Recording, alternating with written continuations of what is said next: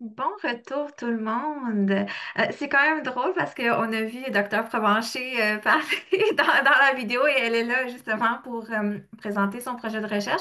Juste avant, vous mentionner rapidement, si jamais vous voulez faire partie du comité bénévole de la randonnée de l'espoir de Montréal, on est à la recherche, on recrute en fait là, des bénévoles, donc vous pouvez m'écrire et c'est ça, puis on va voir, ben, c'est ça, votre implication, votre contribution là, pour l'organisation de la randonnée de Montréal l'année prochaine. Donc maintenant, je suis vraiment heureuse d'accueillir un duo de chercheurs que vous connaissez probablement, donc Dr. Diane Provencher et Dr. Francis Rodier. Donc, ils présenteront leur projet de recherche qui s'intitule Charting the Cellular Spatial Landscape in Rare Ovarian Cancer. Donc, c'est un projet qui se concentre sur l'étude de formes rares de cancer ovarien, souvent difficile à diagnostiquer et à traiter. Grâce à un financement de 300 000 de la part de Cancer de l'Ovaire Canada, ce projet utilise les plus récentes technologies pour analyser des échantillons de tissus provenant de patientes atteintes de ces cancers rares, collectés lors de leur opération chirurgicale. Donc, j'ai vraiment le plaisir d'accueillir Dr. Provencher et Dr. Rodier. Donc, voilà, je vous cède la parole. Merci, merci tout le monde. Je suis contente que vous soyez là. J'ai vu dans la vidéo que je parle vite. Je vais essayer de me ralentir. C'est probablement toujours l'excitation depuis 35 ans. Fait que c'est ça. Nous, on est une équipe, OK? Sur la diapo avant, il y avait les noms, là, il y a Francis Rodier, évidemment, Anne-Marie, mais c'est maçon que vous connaissez. David Cook, OK, qui est en Ontario. Kurosh Raimi, c'est notre pathologiste. Elisabeth Tremblay, c'est notre petite jeune gynéco-onco qui vient d'être recrutée il y a peut-être 2 ans. Et moi-même. Alors, on a décidé de faire un groupe pour essayer de comprendre en détail, d'autant plus qu'aujourd'hui, les technologies en laboratoire ont largement dépassé ce qu'on faisait il y a 35 ans. Alors, c'est vraiment merveilleux. Alors, équipe clinique et fondamentale, on va essayer de tirer les vers du nez de ces foutus cancers rares. Je fais un petit survol, OK? Ça se veut pas un cours théorique, mais ça vous indique un petit peu l'évolution. OK? Ça, c'est le graphique que vous avez à gauche, c'est 40 ans. Ça a pris 40 ans pour arriver là. Puis évidemment, on n'a pas gagné la bataille. Ça, c'est tout cancer confondu. Dans mes jeunes années de fellowship, OK, quand j'étais aux États-Unis, la survie moyenne d'une patiente avec cancer de l'ovaire, c'était 8 mois, point. OK, il n'y en avait rien, on avait. That's it. Mais par la suite, ça a monté, monté, monté. Puis là, à un moment donné, je dirais que depuis 2003, on a atteint comme une espèce de plateau, puis qu'on a eu de la misère à franchir, à aller plus loin. Mon graphique, comme vous voyez, arrête à peu près 2013-15 à peu près. Puis parce que la suite n'est pas tout à fait comme ça, mais néanmoins, on a été pris dans un carcan, les chercheurs, les cliniciens, pour essayer de trouver une recette magique, quelque chose. Il y a des fois où est-ce qu'on essayait d'ajouter plus de chimio, plus de toutes sortes d'affaires. Il y a eu où est-ce qu'il y a des flèches en vert. Ça, c'était les survies qu'on voyait chez les patientes qui avaient de la chimio dite intrapéritonéale. Ça a fait un temps.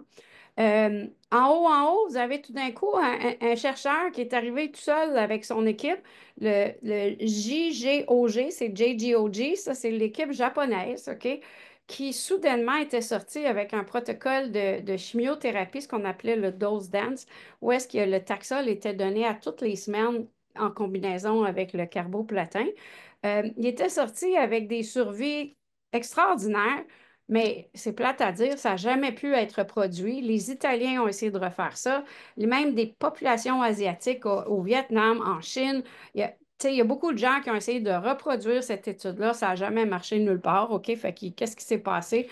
Est-ce que la. J'ose pas penser qu'il y a eu du trichage. J'aime mieux penser que la population japonaise, peut-être qu'elle a un métabolisme différent qui faisait en sorte que ça leur donnait ces choses-là. On va aller à la prochaine diapo. Puis, comme je vous dis, je ne veux pas faire un cours théorique pour endormir tout le monde, mais je suis un petit peu excitée aussi parce que, regardez, dans l'époque qui était comme grise, OK, ça, c'est l'ère de la chimiothérapie. OK, il y a eu beaucoup d'avancées dans les chimiothérapies. Puis, il y a des noms peut-être que vous n'avez jamais entendu parler, le vieux cyclophosphamide, tout ça. Puis, à un moment donné, dans les années 94, 96, 98, c'était le fameux Taxol qui arrivait. Puis, pour une fois, Taxol a été homologué aux États-Unis puis au Canada en même temps en décembre 94. Ça, c'était formidable, OK? Parce qu'on a toujours l'impression d'être en retard, OK? Mais en tout cas, à ce moment-là, on était correct. Mais il y a un paradoxe avec tout ça. Le paradoxe clinique, c'est que, oui, la chimiothérapie va tuer les cellules, mais malheureusement, elle arrive à changer l'ADN de certaines des cellules de sorte que ça finit par développer des clones qui sont résistants. OK? Fait que, à un moment donné, on se tire dans le pied. À force de donner des chimios, ben, à un moment donné, il y a des cellules qui apprennent à résister. Puis ça fait partie des volets de recherche qui existent, dont Francis, d'ailleurs, a déjà beaucoup de projets. Puis en même temps, ben, comment ça se fait qu'on a développé des nouvelles drogues? OK? C'est que finalement, ben, à force de faire des analyses en fondamentale, avec les ressources du bord qu'on avait à ce moment-là, ben, on arrivait à trouver un petit marqueur. Puis on se disait, ah, ben ça devrait être une bonne cible. Puis là, il y avait un médicament qui arrivait, puis tout ça. Ça, c'est l'époque des chimios. Après ça, ben, plus récemment, on vient de vivre l'époque des inhibiteurs de PARP. Euh, Au Québec, on connaît très bien olaparib, niraparib. OK, ça a fait sensation, ça a fait un gros boom, ça, en oncologie. Sauf qu'en ce moment, on commence à avoir de la résistance. Les cellules ont encore appris à se batailler contre ces nouvelles affaires-là. Fait qu'il faut qu'on se dépêche à trouver des choses. Alors, on vient tout juste d'entrer dans ce qu'on va appeler l'ère des ADC. Qu'est-ce que ça veut dire, ADC? C'est A pour anticorps, D pour drogue, puis C, c'est conjugué. Autrement dit, ce sont des chimios qui vont être ciblés directement pour la cellule cancéreuse et très peu pour le reste. Je vous donne un exemple de cette drogue-là que ceux qui ont vu le vidéo tout à l'heure qu'on parlait, c'est le fameux mirvetuximab, c'est un grand nom, correct? Le mirvetuximab vient d'être homologué aux États-Unis, ça fait déjà un an. Ici, au Canada, on vient tout juste d'avoir Santé Canada qui se prête à faire l'étude de voir s'ils veulent l'avoir ou pas. Ça, c'est depuis le mois d'août. Fait que le mirvetuximab, ce qui est comique, c'est comme, imaginez une drogue qui est faite comme un bâton quand on veut faire des poids et haltères. OK? Fait que vous avez deux boules puis un bâton. Il y a une boule qui va être AC, ce qui va être l'anticorps, qui va reconnaître une molécule spéciale sur plusieurs des cellules cancéreuses qu'on appelle les récepteurs de folate. OK? Acide folique, on connaît ça en grossesse, puis tout ça. Mais c'est des récepteurs de folate qui, souvent dans les cancers séreux de l'ovaire, vont être en plein à la surface de ça. Alors, ma molécule, tu sais, mon poids et haltère va venir se coller sur ma cellule cancéreuse. L'espèce de tuyau va permettre d'intégrer toute la molécule, de la rentrer dans la cellule, puis là, la cellule, avec l'autre boule qui se trouve avec le médicament, l'autre boule va faire le dommage dans la cellule. Je ne pourrais pas donner en intraveineux juste la deuxième boule qui est le traitement parce que je vais tuer les patients. OK? Pourquoi? Parce que c'est trop toxique. Fait qu'il faut vraiment cibler directement qu'est-ce qui se passe là-dedans. Fait qu'on rentre tout juste là-dedans. Il y a une première drogue qui est là. Fait qu'on est pas mal excités. Prochaine diapo, Francis. Merci. Fait que ici, c'est juste pour vous montrer, pour celles d'entre vous qui n'ont jamais vu qu'est-ce que ça a l'air des inhibiteurs de PARP, bien ça, vous avez les dessins. Puis des fois, je montre ça à nos oncologues, puis ils n'en ont jamais vu, mais ils le prescrivent, mais ils n'ont jamais vu les pilules. Fait que là, vous avez soit à gauche, vous avez le niraparib, puis à droite, vous avez le fameux olaparib. Puis le principe, si vous portez attention, à gauche, vous avez mettons, l'ADN, OK, on appelle ça un double brin. Puis, souvent, il y a une cassure qui va se faire. Puis, un petit enzyme, on voit là l'espèce de Smarties mauve, OK, qui est écrit PARP. Fait que cet enzyme-là va essayer de réparer la brèche qui est dans l'ADN parce que si ça ne se répare pas, quand la cellule elle va se multiplier, parce que veut pas, ce sont des cellules cancéreuses qui se divisent rapidement, bien là, à ce moment-là, il y a un brin qui va se dédoubler puis qui va devenir un brin doublement cassé, puis cette cellule-là ne pourra pas vivre, elle va mourir. OK? Fait que c'était le principe qui était utilisé avec la théorie des inhibiteurs de PARP pour faire en sorte qu'on arrive à faire quelque chose. La prochaine diapo. Puis là, comme je vous disais, on est excité. Il y a les ADC qui arrivent, mais il n'y en a pas juste un. Il y a facilement 300 études en cours avec toutes sortes de composantes, toutes sortes de ADC, OK, qui sont là. Fait que vous avez l'anticorps qui est un peu comme un Y, OK? Vous avez les espèces de petites flamèches avec les étoiles. Ça, les étoiles, c'est la drogue qui est inscrite là-dessus. Fait que si je regarde dans les cancers gynécologiques, mettons, cancer de l'ovaire, puis les cancers de l'endomètre aussi, on voit qu'il y en a plusieurs qui sont en étude. Le mirvetuximab, lui, il est autorisé. Dans le cancer du col, il va en avoir. Puis, en tout cas, il va en avoir plusieurs. Alors, soyez pas surpris. Avant longtemps, on va avoir beaucoup de ces types de molécules-là. La prochaine.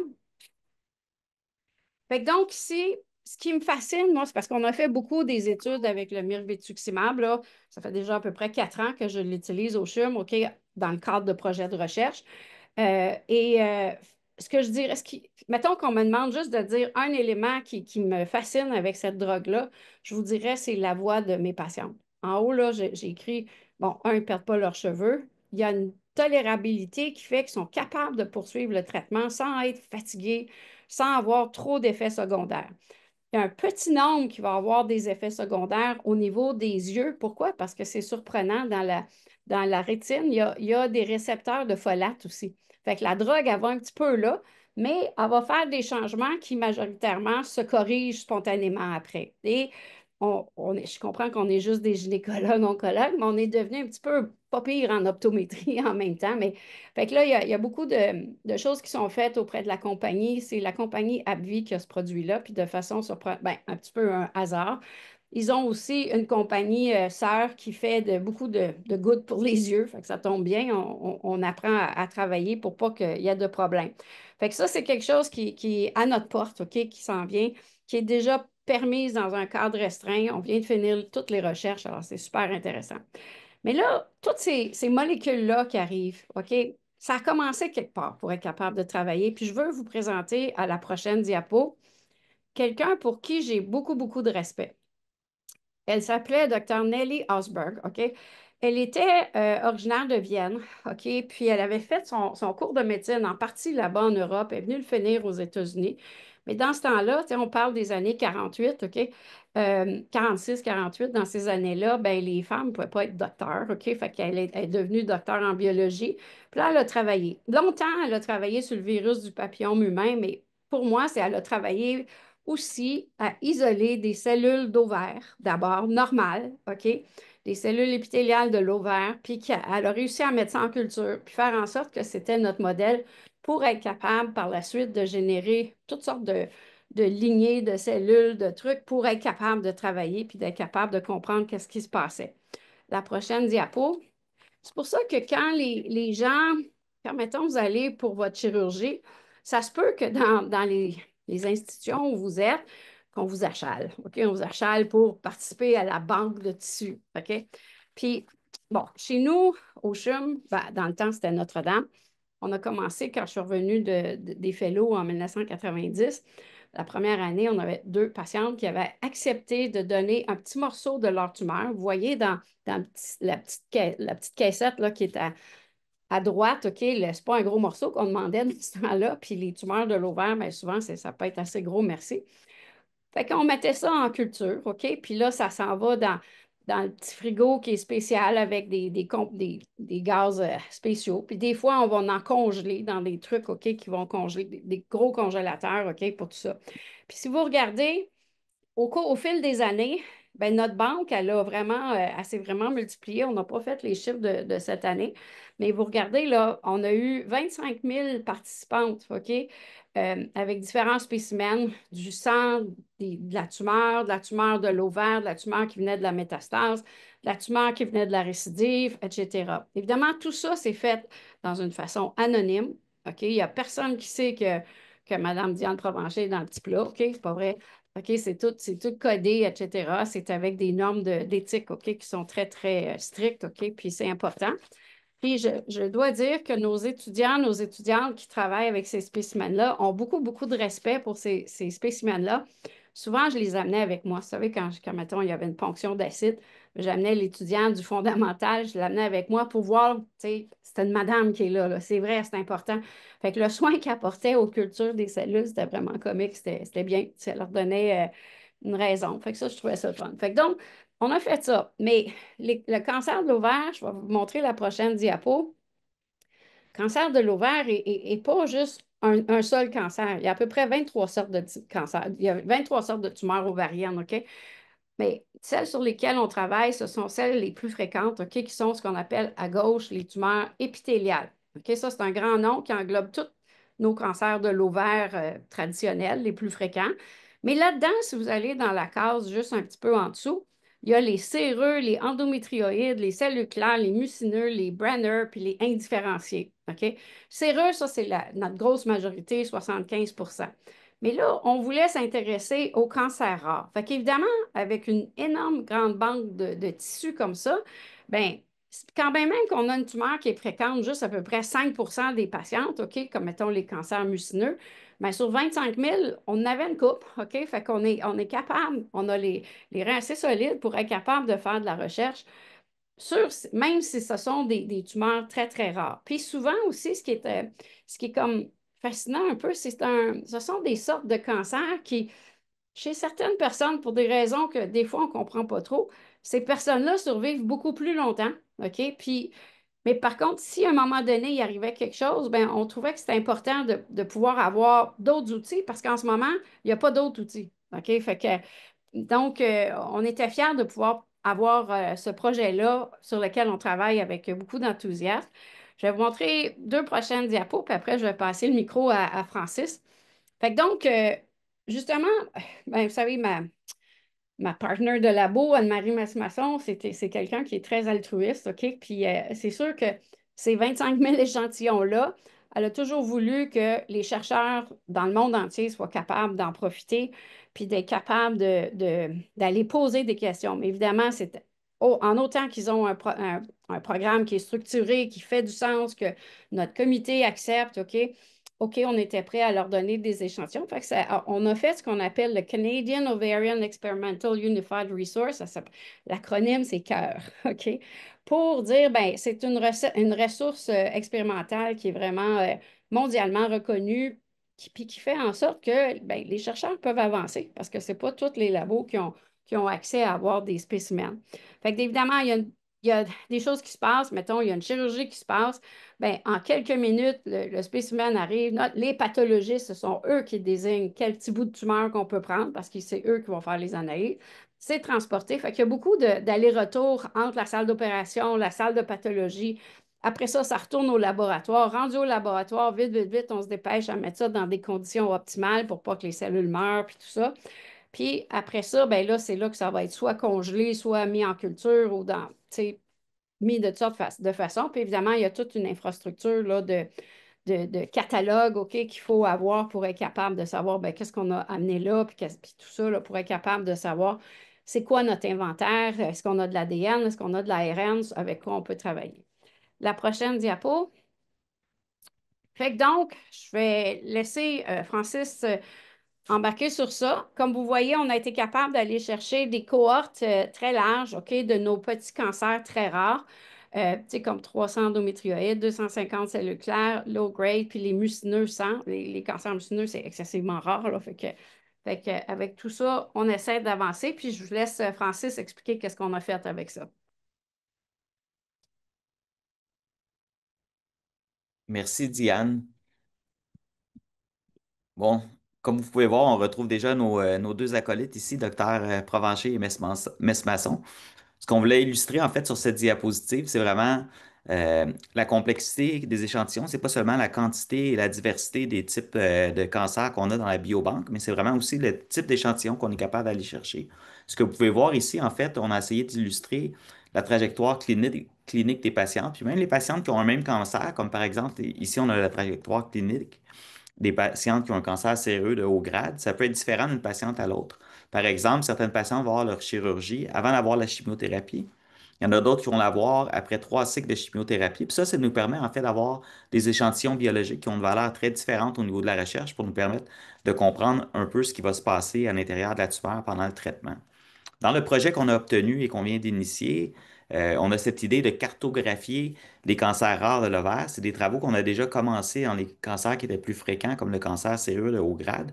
Fait que là, je vais vous donner quelques exemples un peu de ce qu'on a fait avec le séreux de haut grade et ce qu'on veut faire maintenant pour les cancers rares à ce niveau-là. Je vais juste changer la présentation.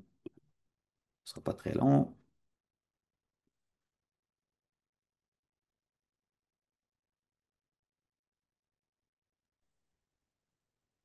Je vais juste intervenir un petit Oui. moment. Je vois que quelqu'un a levé la main. Donc, si cette personne-là peut indiquer la question, le commentaire dans le chat, ça serait génial. Donc, vous pouvez utiliser le chat pour vos questions ou la fonction questions et réponses. Merci. Je Oui, m'excuse. Je super. te Puis laisse la parole, Francis. on va prendre le temps après de répondre aux questions. OK. Fait que ce qu'on voit ici, en fait, c'est ce que vous voyez à gauche. Je vais juste mettre le petit pointeur laser, ça va peut-être être plus facile. OK. Ce que vous voyez à gauche ici dans le bloc transparent, en fait, c'est un morceau de tumeur. Fait que lorsque la tumeur est collectée en salle d'opération, on l'apporte au laboratoire, puis elle va souvent être fixée dans un bloc de paraffine comme ça qui nous permet de conserver le tissu à long terme, puis de faire des études sur des échantillons même qui ont été collectés il y a 20 ou 25 ans. Chacun de ces échantillons-là, on est capable d'aller chercher une petite carotte de tissu qui va être insérée dans un deuxième bloc de paraffine ici qui peut contenir jusqu'à 300 tissus différents. Puis l'avantage de cette technique-là, c'est vraiment qu'en fait, en une seule analyse sur une lame de microscope, on est capable d'aller chercher de l'information ce qui peut être contenu dans jusqu'à 300 échantillons qui proviennent en fait de 300 patientes différentes. Fait que c'est un peu ça qui est illustré ici. Puis à l'intérieur de chacun, là, ce qu'on va faire, c'est qu'on va aller un peu vers la microscopie. On part de vraiment très grand. Le but du projet, c'était de cartographier ces cancers-là à l'échelle unicellulaire. Pourquoi on veut faire ça? Principalement pour découvrir des nouvelles cibles pour les traitements innovateurs que Diane a mentionnés. Donc, si on part ici vraiment à l'échelle d'un morceau de tissu qui fait quelques centimètres, ensuite, on a un petit morceau de carotte qu'on peut visualiser qui ressemble à ça ici, en fait, où on a maintenant des milliers de cellules qui sont présentes, même malgré tout à l'intérieur d'une si petite carotte de tissu. Ça nous permet, grâce à les technologies qu'on a présentement, d'analyser en fait plusieurs centaines de molécules simultanément dans chacune des cellules qui composent le tissu. Je voulais vous donner un petit exemple ici que oui, on fait de la recherche, mais il y a aussi, même si on travaille sur quelque chose qui n'est pas nécessairement gentil, des tissus cancéreux, on peut quand même faire plusieurs choses assez merveilleuses avec ça. Puis ça, je voulais l'illustrer ici. C'est une étudiante de mon laboratoire qui a fait une coloration. Ce que vous voyez ici, c'est une coloration sur un de ces fameux échantillons, une carotte de tissu avec des anticorps qui vont refléter certaines molécules qui font partie du cancer. Puis cette étudiante-là a gagné un prix récemment dans un concours artistique au CHU où on essaie de présenter la recherche sous un autre œil. Puis elle, ce qu'elle avait remarqué, en fait, c'est que son échantillon de tissu ressemblait ici à la nuit étoilée de Van Gogh. Donc, elle a fait un texte, puis elle a présenté son travail scientifique de cette façon-là, puis elle a réussi à gagner un prix. Fait que je trouvais que c'était quand même intéressant d'illustrer toutes les choses aussi, pas seulement la recherche qui a lieu avec les projets qui entourent les biobanques de tissus, puis qui viennent chercher quand même les étudiants en recherche aussi à différents niveaux. Donc, si on retourne à la vraie coloration des tissus, ce que vous voyez ici, en fait, c'est deux échantillons de tissus, deux petites carottes, une qui proviennent de la même personne, la même patiente, un échantillon ici à gauche avant la chimiothérapie, et puis un échantillon à droite ici à la chirurgie d'intervalle en plein milieu, en fait, de la chimiothérapie. Puis, je pense que vous pouvez clairement voir que l'échantillon de droite, les couleurs ont changé, les protéines qui sont présentes, les gènes qui sont exprimés sont différents. Il y a vraiment quelque chose qui est en train de se passer au niveau de ce tissu cancéreux-là. Puis l'intérêt de faire ces études-là, c'est vraiment que les nouvelles cibles qui sont apparues ici, vous voyez bien que la couleur verte était presque absente au début de la chimiothérapie. Ça, ce que ça nous indique, c'est qu'il y a potentiellement des nouvelles cibles thérapeutiques qui peuvent apparaître en cours de traitement. Fait que c'est une des raisons pourquoi on veut bien cartographier au niveau moléculaire ce qui se passe au niveau des tumeurs. Puis ça reflète encore une fois l'importance de la contribution des patients dans ces projets de recherche-là, de nous permettre d'avoir accès à des échantillons biologiques aussi complexes pour mieux comprendre la maladie. Si on retourne un petit peu en arrière ici, là, l'échantillon que je vous montrais, c'est des échantillons qui viennent d'un cancer sérieux de haut grade, donc le sous-type le plus commun. Dans le nouveau projet, on s'intéresse aux sous-types rares. Un de ces sous-types-là, par exemple, le cancer de l'ovaire à cellules claires. On a un exemple ici. Ça, ce serait un morceau de tissu qui était dans le bloc original, un assez gros morceau de tissu du cancer. Ce que je voulais commencer à illustrer, en fait, c'est qu'il y a une très grande diversité euh, d'actions au niveau biologique qui se passe même dans un très petit morceau de tissu. Puis on peut presque considérer une tumeur comme étant une ville. Il y a beaucoup de types cellulaires différents. Il y a des cellules cancéreuses, mais il y a aussi des vaisseaux sanguins, il y a des cellules immunitaires. Toutes ces cellules-là vont interagir les unes avec les autres. C'est un peu ça qu'on veut décoder dans le projet de cartographie des cancers rares de l'ovaire. Là, ici, il y a deux petites régions de la tumeur qui ont été identifiées. Une région qu'on appelle endo. En fait, c'est une région qu'on appelle endométriose. Puis on peut voir ici, en agrandi, chaque petit point représente une cellule à l'intérieur du cancer. Puis la couleur représente une identité différente. Donc, on sait déjà qu'il y a des cellules épithéliales, puis on sait qu'il y a des cellules immunitaires en rouge et en vert qui sont sous-jacentes à cette région d'endométriose. On peut maintenant aller voir une autre région qui est vraiment une région plus typique de ce cancer-là. Puis ce qu'on voit dans l'autre région, c'est qu'on voit clairement que les cellules épithéliales, les cellules bleues, qui constituent vraiment le cancer, sont maintenant plus présentes, plus désordonnées. Puis il y a très peu de cellules immunitaires rouges qui sont présentes. Puis on a maintenant beaucoup plus de cellules immunitaires vertes qui sont des macrophages. Donc clairement, la biologie a changé dans cette région-là de la tumeur par rapport à la région qu'on appelait endométriose. Ça, c'est des choses qui nous permettent, pour nous, d'essayer de comprendre quelles seraient les cibles potentielles qu'on pourrait utiliser, par exemple, avec ces nouveaux ADC, les nouvelles drogues qui seraient conjuguées à un anticorps qui pourrait reconnaître une cible particulière. Là, je vais vous présenter vraiment la technologie qui est au cœur du projet de recherche. C'est une technologie qui nous permet d'aller chercher chacune des cellules individuelles qu'on voit à l'intérieur de la tumeur et de leur donner une identité très complexe avec plus d'une centaine de molécules qui va définir chacune des cellules individuelles. Comment on fait ça? Encore une fois, on retourne aux échantillons de tissus qui proviennent des patientes. On va prendre les tissus tumoraux, on va les dissocier. Ça veut dire qu'on les sort du corps, on va défaire toutes les petites cellules qu'on voit pour être capable d'isoler chacune des cellules de façon individuelle. Puis les cellules vont passer dans des systèmes qu'on dit microfluidiques. C'est une technologie moderne qui nous permet vraiment, avec des micro-tuyaux, de séparer chacune des cellules individuelles. Puis on va mesurer l'expression des gènes dans chacune des cellules comme vous savez, le génome humain est très complexe. Il y a jusqu'à 20 000 gènes qui peuvent être exprimés. Chaque cellule va avoir une série de gènes qui va définir son identité. On est capable d'identifier ça au niveau de chacune des cellules qui font partie de l'échantillon de tissu. Ça ici, c'est un exemple d'étude qui est faite par le docteur David Cook, qui fait partie de notre groupe. Donc, les chiffres que vous allez entendre sont un peu mirobolants ici. David Cook a analysé 2 millions de cellules tumorales qui provenaient de 471 différentes tumeurs. Puis tous ces chiffres-là, toutes ces cellules-là ont été rassemblées ensemble pour former un seul graphique. Donc, chacun des petits points ici représente l'identité d'une cellule qui était à l'intérieur d'une tumeur originalement. Puis maintenant, par des procédés d'intelligence artificielle et de bioinformatique, on est capable de séparer chacune des cellules en sous-groupes identitaires. Puis ce qu'on voit ici, c'est les cellules épithéliales. Donc, on peut voir encore une fois qu'à l'intérieur d'une tumeur, il y a des cellules cancéreuses épithéliales, mais il y a aussi beaucoup d'autres types cellulaires qui composent l'identité de cette tumeur-là. Dans le projet qu'on fait présentement, on s'intéresse particulièrement à l'identité des cellules épithéliales cancéreuses parce que c'est ces cellules-là principalement qu'on veut cibler avec les nouvelles thérapies.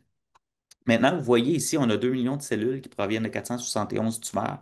Ça ne nous explique pas vraiment exactement de où viennent ces fameuses cellules-là à l'intérieur de la cartographie de la tumeur. Donc, qu'est-ce qu'il faut faire à partir d'ici? C'est de reprojeter les cellules qu'on a identifiées sur une vraie carte de tissu tumoral. Ça, c'est ce qu'on peut voir ici, par exemple, où on a une coupe histologique classique. C'est presque une image, une photo simplement du tissu. Puis on est capable de reprojeter les différentes identités cellulaires qu'on a découvertes sur la tumeur. Puis ensuite, on est capable de calculer, encore une fois, en utilisant des programmes d'intelligence artificielle et de bioinformatique, les interactions qui se font entre toutes ces différentes cellules-là qui composent finalement les différents quartiers où vont résider les cellules à l'intérieur d'une tumeur unique.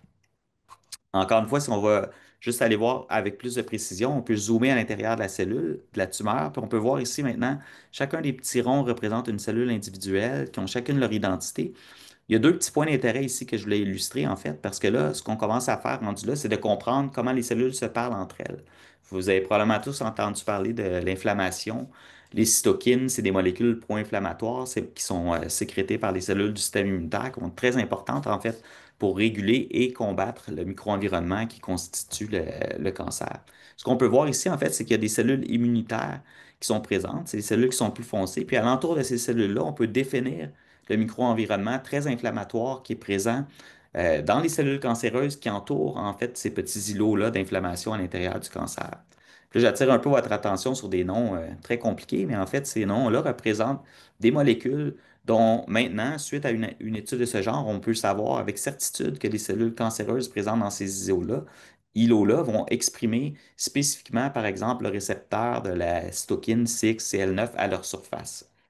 Pourquoi c'est important, en fait? Parce que ça nous ramène à ce que Diane vous expliquait, les nouvelles catégories de drogues qu'on est en train de développer pour cette médecine de précision ou personnalisée, c'est des anticorps qui vont reconnaître de façon spécifique des molécules qui sont présentes à la surface des cellules cancéreuses qu'on veut détruire.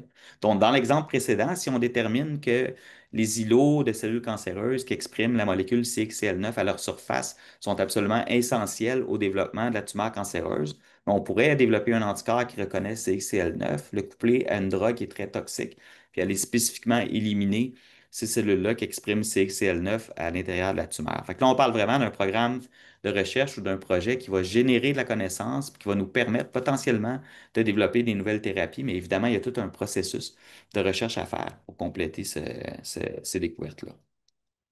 Au final, ce qu'on va avoir avec ces découvertes-là, encore une fois, si je reprends l'exemple fictif de la molécule CXCL9, on pourrait définir à l'intérieur d'une cohorte de patients. Par exemple, ici, on pourrait avoir une centaine de patients qui ont un cancer cellule claire de l'ovaire, que peut-être seulement 9 ou 10 d'entre eux ont la signature CXCL9. Cette signature-là nous indiquerait qu'on pourrait donner la nouvelle drogue ADC CXCL9 spécifiquement à ces patientes-là avec un très haut taux de succès. Mais ça ne servirait à rien de donner cette drogue-là, par exemple, aux patientes qui n'ont pas la signature CXCL9. Fait que c'est un peu cette idée de la médecine de précision moderne où, grâce aux découvertes qu'on fait en laboratoire, on est capable d'identifier des signatures moléculaires qui vont nous permettre de déterminer quelle drogue, en fait, va être bénéfique pour chacune des patientes au niveau individuel. Et donc, je redonne la parole à Dr. Provencher, en fait, pour remercier et raconter peut-être l'histoire qui Ouais, termine ben notre voilà. présentation. Ben écoutez, merci, merci, merci. Tout ça a commencé avec l'ange que vous voyez là. L'ange, c'était Noala Munger. Noala venait du lac Saint-Jean. Et je l'ai rencontrée quand elle avait 39 ans. Elle avait un cancer. Puis évidemment, elle, dans sa famille, il y avait beaucoup de cancers de sein. Puis en tout cas, son sang a d'ailleurs permis à ce qu'on soit capable d'identifier BRCA au niveau international. Puisque c'est un vitrail, cette image-là, qui en fait est dans notre salle de conférence du 10e étage au CHU. Et les 9 nuages, ce sont ses frères et sœurs. Fait que pour nous autres, les étudiants, les chercheurs, tout le monde qui passe par là quasiment chaque jour, mais ça nous fait plaisir de se rappeler qu'il y a eu quelqu'un en arrière de tout ça. Écoutez, merci d'être là. J'espère qu'on n'est pas trop complexe, OK? Mais on est bien excités. C'est ça. Merci beaucoup, Dr. Roddy, Dr. Provencher. Je pense qu'on ressent votre énergie et votre passion à travers votre présentation. Puis je pense que c'est ça que les gens apprécient aussi, c'est que tu sais, vous êtes là, vous êtes passionné, vous êtes dévoué depuis des années, des années, des années. J'ai une question ici. I guess ça revient un petit peu à la base. Comment savons-nous le type de cancer que nous avons? Euh, Évidemment, ça présume qu'il y a eu minimalement une biopsie ou une chirurgie, quelque chose. Puis là, évidemment, c'est avec l'aide des pathologistes, OK, où est-ce eux vont regarder au microscope, mais ils sont rendus plus fancy que ça, OK. Eux aussi vont faire plusieurs analyses dans les tumeurs pour comme raffiner leur diagnostic. Fait, je pense que, ben, ça va être dans votre dossier, mais je pense que la meilleure personne qui peut vous expliquer en détail, c'est probablement votre médecin, soit l'oncologue ou soit peut-être le médecin de famille, là, puis à permettre de regarder ça comme il faut. C'est sûr que des fois, quand on a en main notre rapport de pathologie, Dr. Google peut aider, mais des fois, elle peut nuire aussi. Il faut faire attention, il faut être prudent un petit peu. Mais je pense que la meilleure chose, c'est le dialogue avec vos partenaires en santé, là, qui, je pense qu'ils vont se faire un plaisir d'expliquer, là.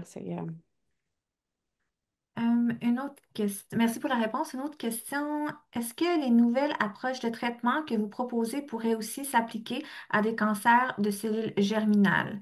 Des protocoles que le BEP sont très toxiques malheureusement. Oui, ben c'est ça. Les cellules germinales, ça faisait partie de la case dans le milieu. Tu sais, on avait les épithéliales, les germinales, les stromales. Les germinales sont difficiles à suivre. Je pense que ça va prendre d'autres programmes, tu sais, de Ovaire Canada ou de d'autres choses qui vont vraiment cibler ces types de patients-là. ces types de tumeurs-là, je veux dire, OK, parce que c'est très, très lourd. Il y a un peu il y a un petit peu de recherche qui se fait sur ça via le Texas, OK, puis des fois, on a des collaborations avec eux autres parce qu'évidemment, via notre banque de tumeurs, on a parfois quelques spécimens qui permettent justement de poursuivre. C'est certainement une niche, OK, qui est importante à développer, qui ne l'est pas en ce moment. Probablement question de volumétrie. C'est sûr qu'au départ, tout le monde s'est intéressé d'abord au cancer séreux de l'ovaire. Pourquoi? Parce que, tu sais, c'était là qui était le gros du nombre des patients. Là, après ça, on est passé aux tumeurs rares épithéliales de l'ovaire, mais je pense que le prochain step, c'est certainement les tumeurs germinales, là, qu'il va falloir se concentrer. Et donc, Peut-être juste mentionner quand même que les découvertes qu'on fait au niveau où c'est Ouais. rendu, quand on fait une découverte qui est non biaisée, on va regarder tous les gènes qui sont présents dans la cellule, on va trouver de nouvelles cibles. C'est très possible qu'une cible qu'on va trouver, par exemple, dans le cancer séreux de haut grade ou dans le cancer à cellule claire, ça pourrait être la même cible, en fait, qui est présente, par exemple, dans les tumeurs germinales, mais on ne le sait pas pour l'instant. Mais d'où l'importance d'avoir cette information moléculaire dans tous les cancers, en fait, parce que c'est très possible que les traitements puissent être transférés rapidement d'un endroit à l'autre. Puis il y avait une très bonne nouvelle avec le budget du Canada qui ont reconduit, entre autres, un financement pour l'Institut de recherche Terry Fox, justement pour un travail qui permet d'aller identifier au niveau pan-canadien l'identité moléculaire des cancers. Fait que, on travaille sur des stratégies potentiellement qui permettraient de transférer cette information-là d'un cancer à l'autre. Je pense qu'on est chanceux au Canada parce que ben, l'espèce de compétition interlabo se sent peut-être moins que ce qu'on peut voir chez nos amis du Sud. Je pense que, ben, je dirais toujours à cause d'Anne-Marie, parce qu'elle était toujours, elle, pour tout le monde, OK? Mais je veux dire, je pense qu'on a on a un beau parcours pour ça, puis c'est intéressant. Puis je pense, comme tu dis, Francis, là, effectivement, ces cibles-là vont être intéressantes. Notre fameux mirvetuximab, en ce moment, ce qui est drôle, c'est qu'il cherche les récepteurs de folate, puis on s'est toujours concentré sur les tumeurs séreuses de haut grade. Mais guess what? Les tumeurs de bas grade séreuses expriment fortement aussi les folates. Ils n'ont pas été testés encore en clinique, mais on s'attend à ce qu'ils répondent bien. Puis c'est justement les séreux de bas grade, souvent, on est un petit peu à bout de traitement, là, tu sais, fait que je trouve que des fois, une découverte va permettre à plein de choses, là, à plein d'autres sites tumoraux d'en profiter. Puis Dieu sait, peut-être la prostate, peut-être ci, peut-être ça, là, mais tu sais, c'est. Hmm. Merci beaucoup pour la clarification. Je souhaite aussi juste à souligner, il y a beaucoup de gens qui disent merci pour l'espoir que vous véhiculez. Merci beaucoup pour toutes vos contributions au niveau de la recherche. Malheureusement, c'est tout le temps qu'on a aujourd'hui. Je suis certaine que, on aurait pu vous poser des questions toute la soirée, mais je voulais vous remercier, docteur Retier, docteur Provencher, pour votre présentation. Ce projet représente vraiment une avancée majeure dans la lutte contre le cancer ovarien. Donc, ça offre vraiment un grand espoir à notre communauté. Donc, merci à vous pour votre présentation, pour la vulgarisation et évidemment pour l'incroyable travail que vous faites pour notre communauté. Ouais, Merci. merci surtout pour l'invitation. C'est un Merci. plaisir. Merci. Absolument. Merci beaucoup. Bonne Bye. soirée. Bonne soirée.